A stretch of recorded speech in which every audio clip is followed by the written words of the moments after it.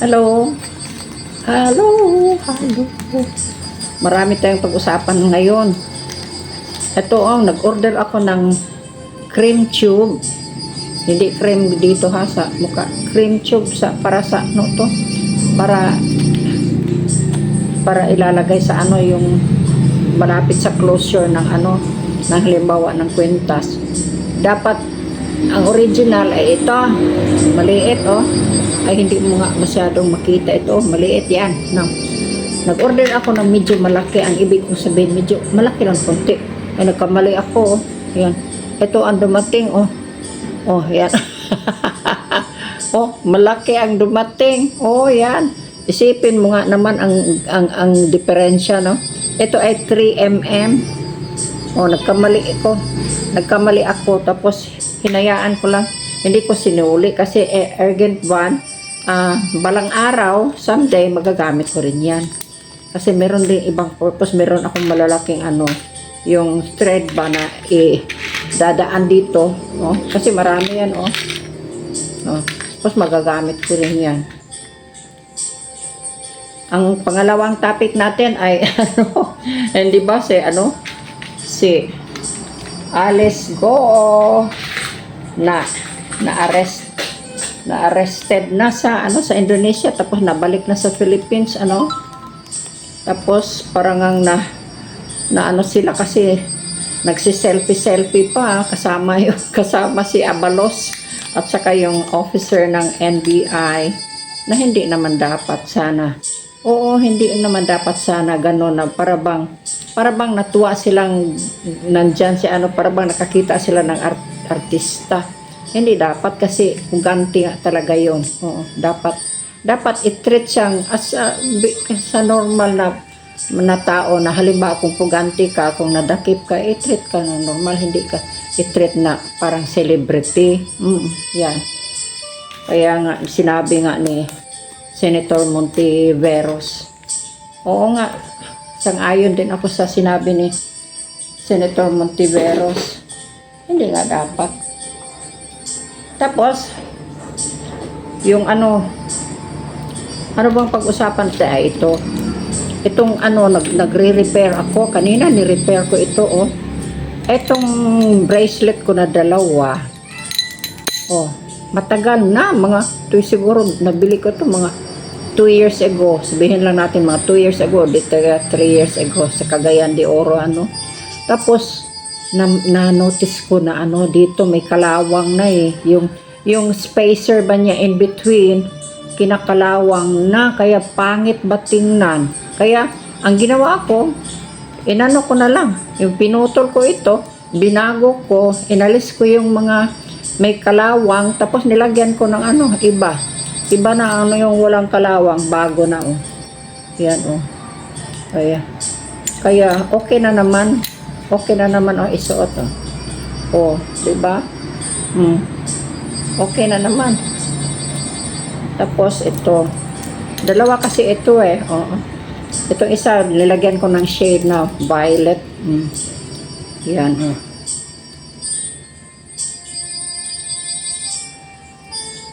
yan kasi para tapos may ginawa din akong puti na may halong pula at saka gold, para halimbawa ko pag may suot akong blouse na puti at saka may kombinasyon na red, hindi man natin alam di kaya basta nilagyan ko ng red para at saka gold. Yan pwede na rin, di ba? Yan.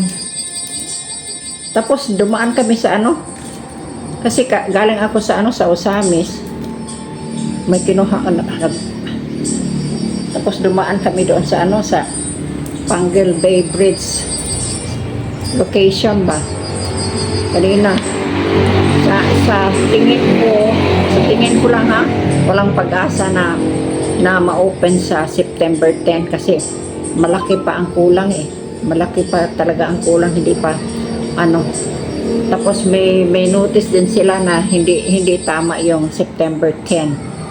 Sila din naman naglagay sa page, sila lang naglagay, tapos sila din ang kumukontra ngayon sa sinabi nila.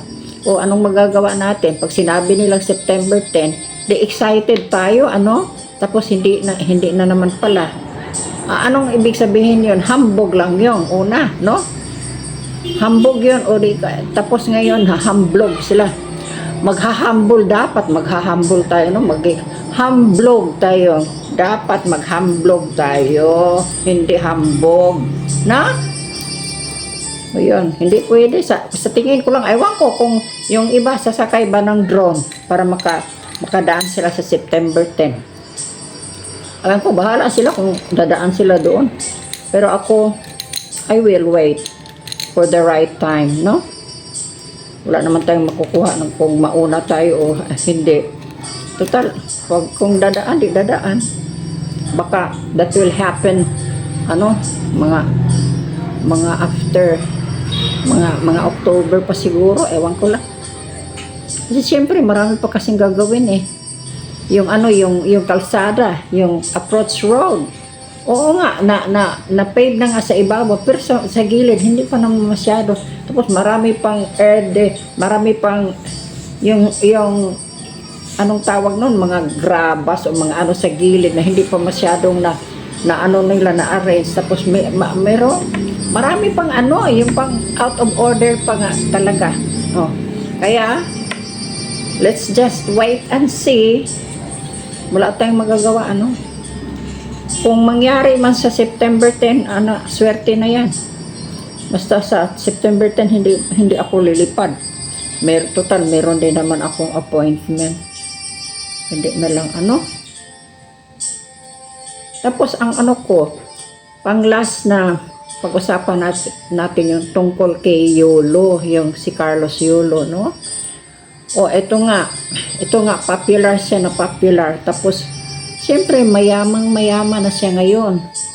Pero, sana, kahit na ganun ang sitwasyon niya, ganun ang ano niya, hindi sana siya magalit sa sa mama niya. Kung halimbawa nagkamali man ang ina niya, siyempre, tao lang naman yun eh. At saka, wala namang, hindi naman siya mamamatay dahil lang doon sa mga inaano. Total, ginamit din naman sa tama yung pera na inaano ng mama niya.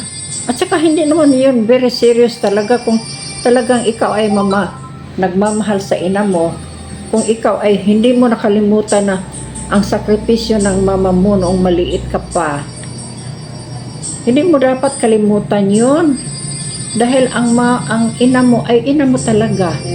Makakita ka pa man ng girlfriend na siguro mga 100 girlfriends kasi marami kang pera. Pero ang mama mo ay isa lang. Don't forget that, iho. Never forget. Ang mama mo ay mama mo rin. She will remain so forever. At saka sinasabi ng Lord natin, honor thy father and thy mother. Huwag mong kalimutan yun, iho, na mamahalin mo ang mama at papa mo. Okay? Just as Jesus loves his mother. Dapat lang, no? Okay. Yun lang sasabihin ko for the meantime. Bye-bye. Thank you for watching.